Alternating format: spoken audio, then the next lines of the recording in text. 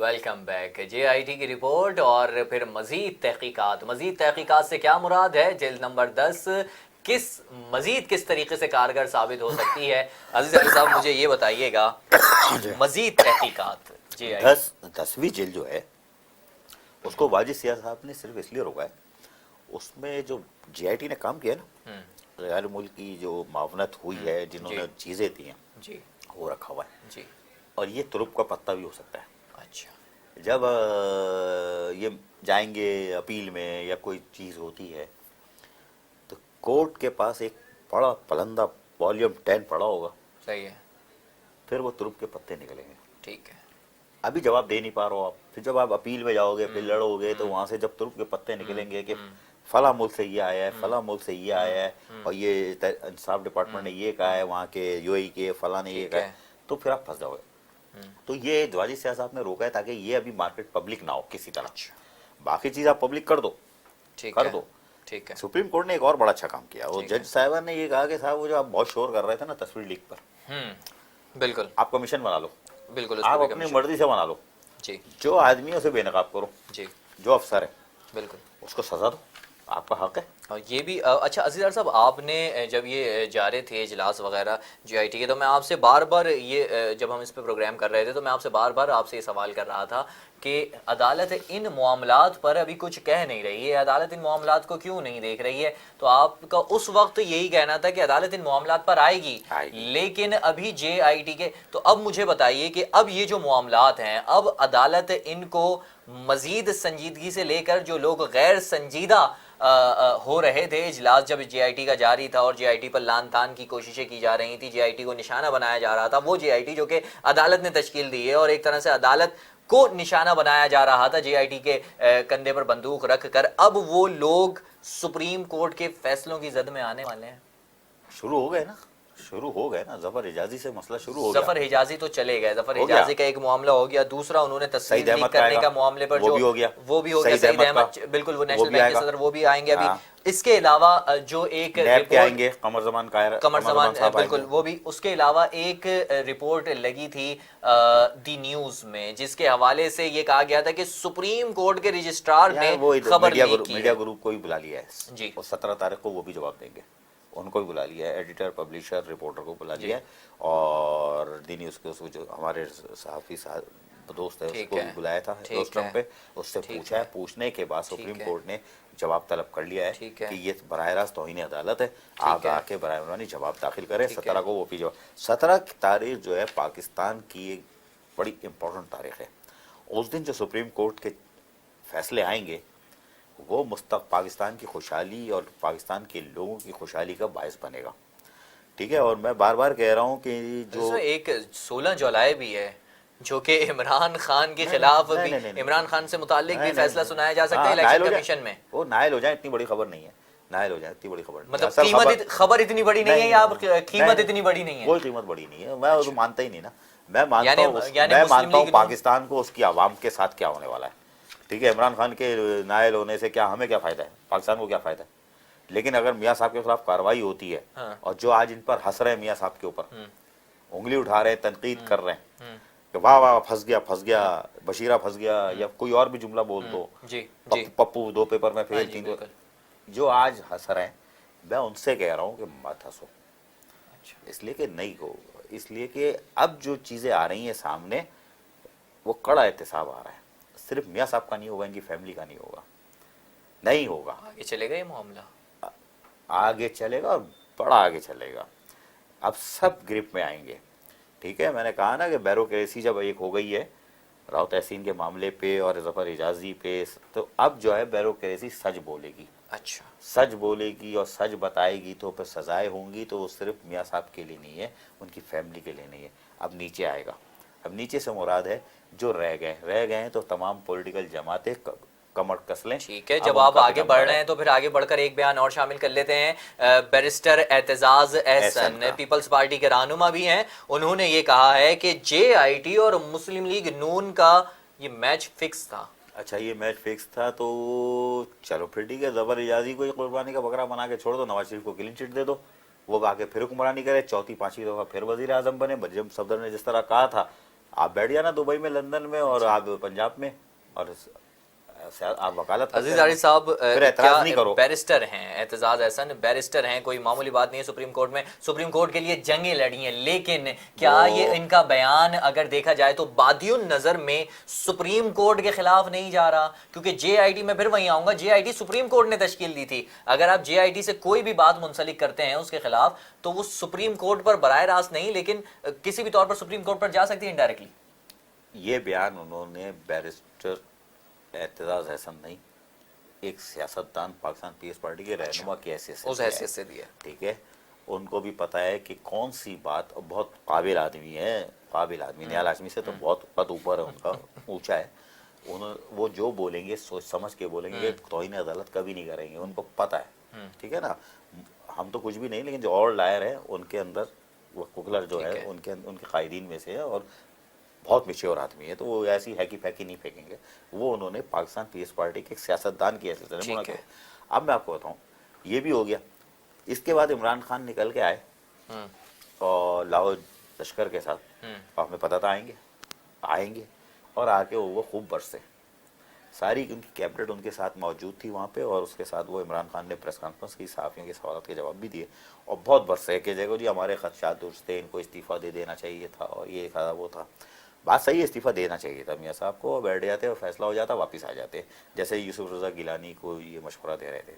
लेकिन बहरहाल मियाँ साहब 2 दफ़ा वज़ीर आला, 3 दफ़ा वज़ीर आज़म रहे, तो कच्चे आदमी तो वज़ीर आज़म नवाज शरीफ का आज का ये फैसला कि वो हरगिज़ इस्तीफ़ा नहीं देंगे, ये आपको लगता है कि अब सख्ती आ रही है? और अगर ये सख्ती आ रही है तो ये सख्ती आगे बढ़कर पुरानी सूरत हाल जैसे कि सुप्रीम कोर्ट पर हमला किया गया था उस तरफ जाएगी? सुप्रीम कोर्ट पे हमला कोई नहीं कर सकता है। वो 1998, 99 या 90 की दिहाई नहीं है, 92, 93 नहीं है, ये 2017 है। मरकज के अंदर, इस्लामाबाद के अंदर 245 के तहत फौज मौजूद है।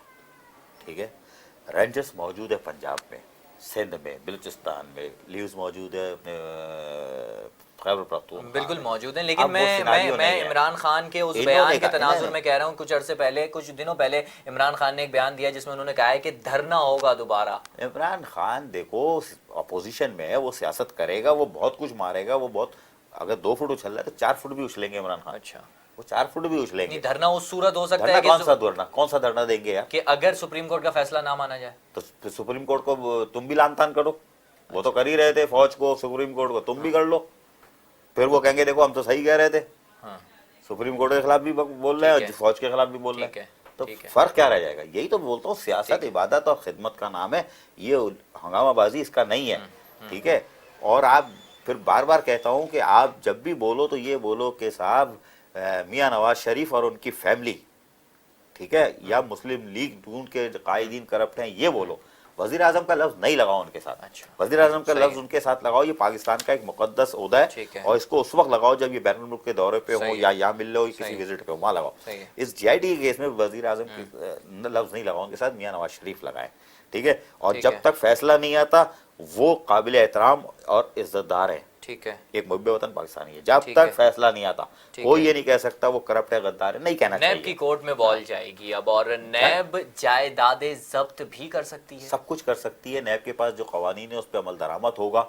नैब के चेयरमैन को जब बुलाया था, 9A कानून के तहत मरियम सफदर की पेशी के बाद वो आए थे जी, ठीक है, और उनसे भी बहुत कुछ पूछा गया था जी, और वो पिछले गेट से चले गए थे। ठीक है, बाहर साफी खड़े थे, वो पिछले गेट से चले गए, सरकारी अफसर हैं, ब्यूरोक्रेट्स, तो वो तो जाहिर है साफियों के सामने खड़े हुए माइक पे नहीं बोलेंगे ना, वो पिछले गेट से चले गए थे। उन्होंने बहुत कुछ बताया, और सुप्रीम कोर्ट के 5 जजेस की जो हियरिंग हुई थी उसमें सबने नैब पर अदम एतमाद का इज़हार किया। तो हो सकता है कि जब ये शुरू हो कहानी, नैब के यही चेयरमैन, क्योंकि ब्यूरोक्रेसी फंस रही है ना, तो ब्यूरोक्रेसी अपनी गर्दन नहीं फंसाएगी, अकेले तो कम से कम नहीं फंसाएगी। हम तो डूबे सनम, तुमको भी लेकर डूबेंगे। ठीक है, हमें वफादारी बहुत दिखाई थी लेकिन हम तो फंस गए।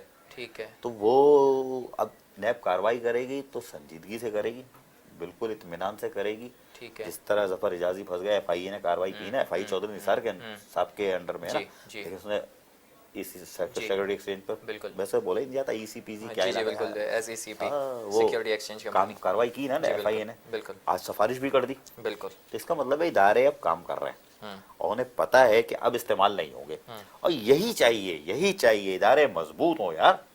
कोई भी हो, हुक्मरान आसिफ जरदारी साहब हो, इमरान खान साहब हो, मियाँ साहब हो, शहबाज शरीफ साहब वज़ीर आज़म बन जाए, कोई भी बन जाए, इदारे मजबूत करो। लेकिन मैं जैसे कह रहा हूँ 17 तारीख पाकिस्तान की खुशहाली और उसके कौम की खुशहाली के दिन है, तो वो इसलिए कह रहा हूँ 17 तारीख से पहले वज़ीर आज़म मियाँ मोहम्मद नवाज शरीफ क्या सिर्फ मियाँ मोहम्मद नवाज शरीफ हो जाएंगे? इस्तीफा नहीं, दे उन्होंने देंगे? तो साफ कह दिया ना कि हम आज इजलास में साफ कह दिया, उनके जो मुशीरान थे उन्होंने साफ कह दिया आप इस्तीफा ना दें, अटल रहेंगे, कोई अटल फैसला चेंज रहेंगे। नहीं होगा। और नहीं, इस 48 घंटे बहुत है, मैं बार बार कह रहा हूँ 48 घंटे बहुत है, मैं फैसला यही तब्दील हो आपसे सकता पूछना चाह रहा है, था। फैसला तब्दील हो सकता ठीक है। और उन्होंने कहा है कि कानूनी कार्रवाइयों के साथ साथ हर किस्म के ऑप्शन पर गौर किया जाएगा। हर किस्म का ऑप्शन क्या होता है? लाठी होती है ना, बाहर निकलो, जल से जुलूस करो, धरने दो जी, तो धरना आपके शान के खिलाफ है। अपनी हुकूमत नहीं, में फिर इमरान खान शोर करेगा ना। अगर धरने की सूरत हाल पैदा होती है, जैसे आपने कहा कि हर किस्म के ऑप्शन पर गौर किया जाएगा, ऐसा कहना है मुस्लिम लीग नून की जो आला क़यादत है, उन्होंने ये फैसले किए हैं, तो हर किस्म के ऑप्शन में बिल्कुल धरना भी आता है। और अगर इधर से धरना आएगा तो दूसरी तरफ अगर हम देखें इमरान खान का कुछ रोज़ पहले का बयान कि मैं भी धरना दूंगा, दोबारा मज़ामत करूंगा, ये तो इसका मतलब यही है मतलब कि सियासी क़ुव्वतें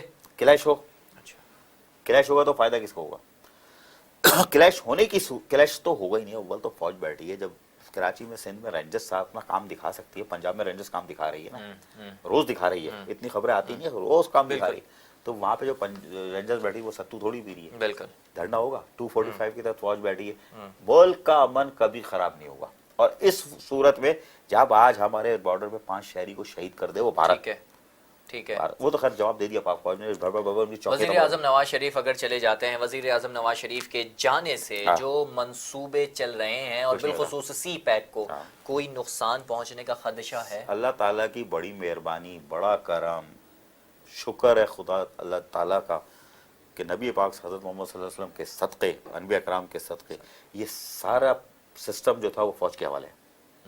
फौज डाइल शरीफ ने अपने हाथ में लिया, सी पैक को कोई हाथ नहीं लगा सकता। ठीक है। और मियाँ साहब वज़ीर आज़म पाकिस्तान है ना, पाकिस्तान बनने के बाद कितने वज़ीर आज़म आए, क्या हुआ पाकिस्तान को? बिल्कुल, ये कहते हैं डिक्टेटर, आर्मी चीफ हमारा है, डिक्टेटर आमिर। अबे क्यों बोलते हो? खैर, अब कोई नुकसान हुआ, ये जितने मंसूबे हैं ये चलते रहते हैं, इस पे बजट में पैसे रखे जाते हैं, वो पैसे मरलावार रिलीज होते हैं, ये ब्यूरोक्रेसी चलाती है। हुक्मरान जो है वो सियासत करते हैं जी। ये एक मंसूबे पे खर्च नहीं होगा जी, इधर से इधर एक नट का भी फर्क नहीं पड़ेगा। ठीक है, आवाम की खुशहाली ठीक है के लिए और पाकिस्तान की खुद मुख्तारी सलामती के लिए फौज मौजूद है। ठीक है, इस वक्त आप देखो ना, मैंने पहले भी कहा, दोपहर में भी ये बात कही थी, सियासतदान सियासत कर रहे हैं, अंदरूनी सियासत कर रहे हैं, लोगों को कंफ्यूज कर रहे हैं। ठीक है ना? ठीक है, पाक फौज खारजा पॉलिसी चला रही है, पाक फौज सरहदों की हिफाजत कर रही है, पाक फौज जब ऑपरेशन करती है वहां के जो सम्राट आते हैं उसको कंट्रोल कर रही है। अमन जब होता है तो लोग चाहते हैं कुछ एंटरटेनमेंट ना, फंसे हुए थे कराची वाले, फंसे हुए थे, दहशतगर्दी की लहर थी, पाक फौज ने जिम्मे लिया, अब पाक फौज उसका भी काम कर रही है। जो बिल्कुल आपको फुटबॉल वाले आए, एंटरटेन फराहम कर रहे हैं, कराची लाहौर में गए, बिल्कुल चैंपियंस ट्रॉफी वालों के साथ क्या किया फौज ने? ठीक है, सर पे बिठाया, कंधे पे बिठाया, रेड एडमिरल नेवी वालों ने कंधे पे बिठाया, चैंपियंस ट्रॉफी। सही है। उसके अलावा 15 रोजा रेंजर्स ने मुहिम शुरू कर दी है कराची में। क्यों कर रहे हैं? ये सम्राट पैदा करने का काम फौज का, रेंजर्स का नहीं है, ये काम था गवर्नमेंट का, हुकूमत का। जो सिंध हुकूमत कहती है हम क्रेडिट लेते हैं, ऑपरेशन हमने कामयाब किया, गवर्नर साहब कहते हैं, जो वफाक के नुमाइंदे और मुस्लिम लीगी कहते हैं कि हमारा कारनामा है। यार तुम लोग का कारनामा नहीं है, रेंजर्स का, फोर्सेस का कारनामा है। बिल्कुल, वजीरिस्तान में जो हो रहा है, LOC पे जो फौज लड़ रही है, हमारे जवान लड़ रहे हैं, आर्मी चीफ जा रहा है, कोर कमांडर पेशावर जा रहा है, या वो लाहौर वाले, ये इनका काम है, ये कर रहे हैं। तुम्हारा काम जो है वो तुम नहीं कर रहे हैं, सियासतदान नहीं कर रहे हैं। सिविलियन इस वक्त एस्टेब्लिशमेंट के साथ, मिलिट्री के साथ, एस्टेब्लिशमेंट के साथ यूं फासला रखे हुए, यूं रखे हुए। सियासतदानों होश के ना, लोग निकलो और पाक फौज के साथ इस वक्त फौज के पीछे खड़े हो ताकि एलओसी पे जो 4-5 मारे हैं ना, फौज ने 4 मारे हैं, अगर तुम लोग साथ दोगे तो उनके 500 का पसीना वैसे ही निकल जाएगा। कौम इनके साथ है, सियासतदान साथ है, कोई शक नहीं। अब आगे मुस्तकबिल में आगे ऐसे लोग आने वाले हैं जो कि फौज के शाना बशाना चलें, और जैसे कि आर्मी चीफ ने कहा था कि जिसका जो काम है वो करे, फौज फिर भी उसके बावजूद काम कर रही है। ये जुमला जरा मानी खेज हो जाता है, ये सियासतदानों का काम है कि जो फौज के साथ चले। फौज को जरूरत नहीं है आपकी, नहीं सियासतदानों को कह रहा हूं। नहीं फौज, सियासतदानों फौज के साथ चलने वाला जुमला तो मैं बोलता हूँ बोला ही नहीं करो, ये जुमला बड़ा मानीखेज हो जाता है। फौज के साथ चलो, वो कहेंगे जनरल पाशा के साथ इमरान खान का इल्जाम लगा देते हैं।